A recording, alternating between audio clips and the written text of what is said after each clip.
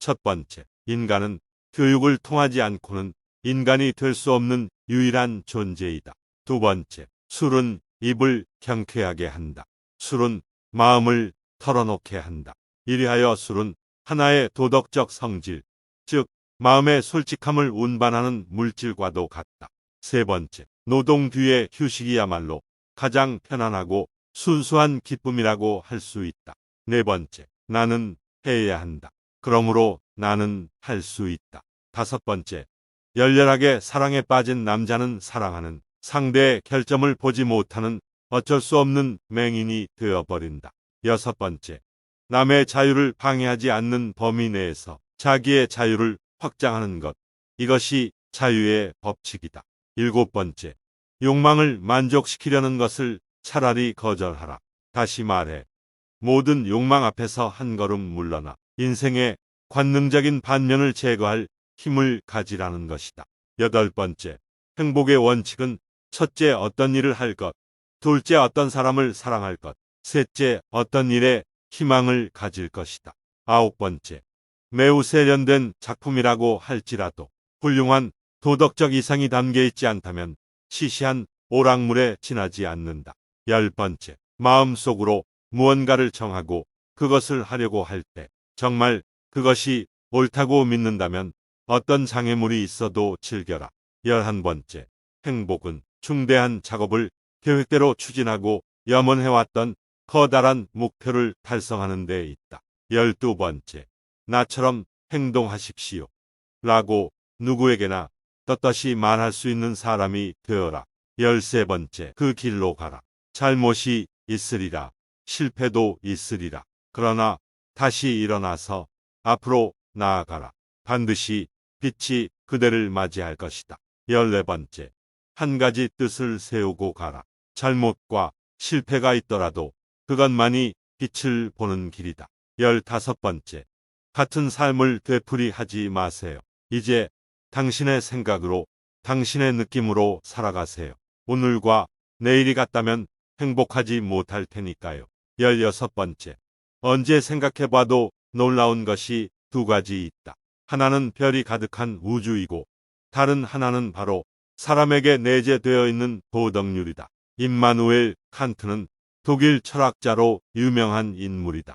그는 현대 철학의 중요한 이론가 중 한 사람으로 자유와 도덕, 인식론 등 다양한 분야에서 영향력을 끼쳤다.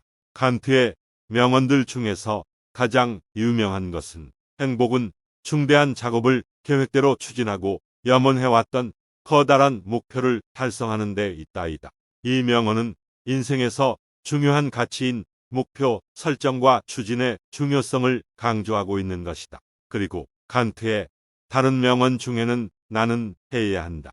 그러므로 나는 할 수 있다라는 것이 있다.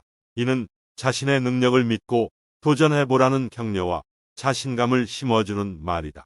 또한 마음속으로 무언가를 정하고 그것을 하려고 할 때 정말 그것이 옳다고 믿는다면 어떤 장애물이 있어도 즐겨라는 명언은 내면에서 결심한 것을 추구하고 어려움이 있을 때도 포기하지 않고 즐기며 나아갈 것을 권장하고 있다.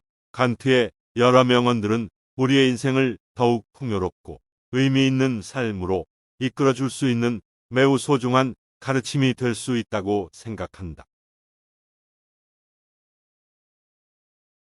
첫 번째, 인간은 교육을 통하지 않고는 인간이 될 수 없는 유일한 존재이다. 두 번째, 술은 입을 경쾌하게 한다.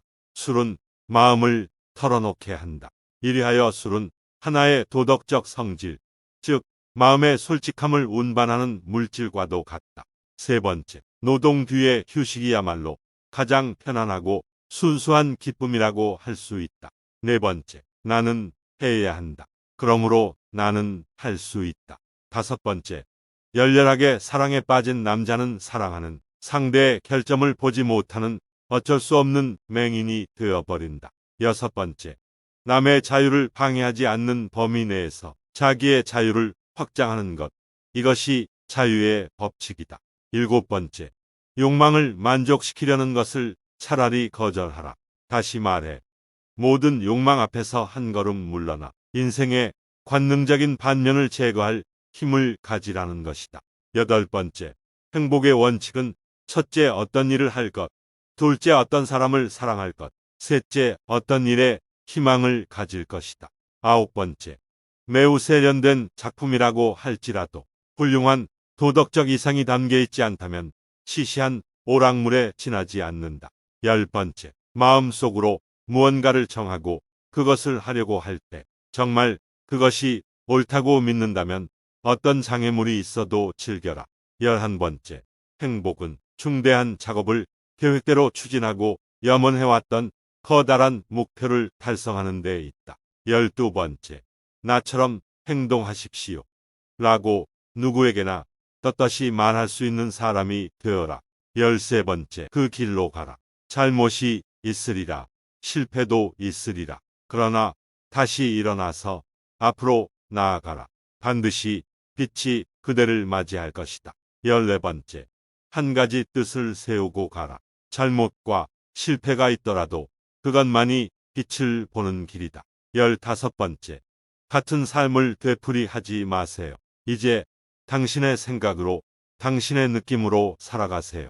오늘과 내일이 같다면 행복하지 못할 테니까요. 16번째, 언제 생각해봐도 놀라운 것이 두 가지 있다. 하나는 별이 가득한 우주이고 다른 하나는 바로 사람에게 내재되어 있는 도덕률이다. 임마누엘 칸트는 독일 철학자로 유명한 인물이다. 그는 현대 철학의 중요한 이론가 중 한 사람으로 자유와 도덕, 인식론 등 다양한 분야에서 영향력을 끼쳤다. 칸트의 명언들 중에서 가장 유명한 것은 행복은 중대한 작업을 계획대로 추진하고 염원해왔던 커다란 목표를 달성하는 데 있다이다. 이 명언은 인생에서 중요한 가치인 목표 설정과 추진의 중요성을 강조하고 있는 것이다. 그리고 칸트의 다른 명언 중에는 나는 해야 한다. 그러므로 나는 할 수 있다라는 것이 있다. 이는 자신의 능력을 믿고 도전해보라는 격려와 자신감을 심어주는 말이다.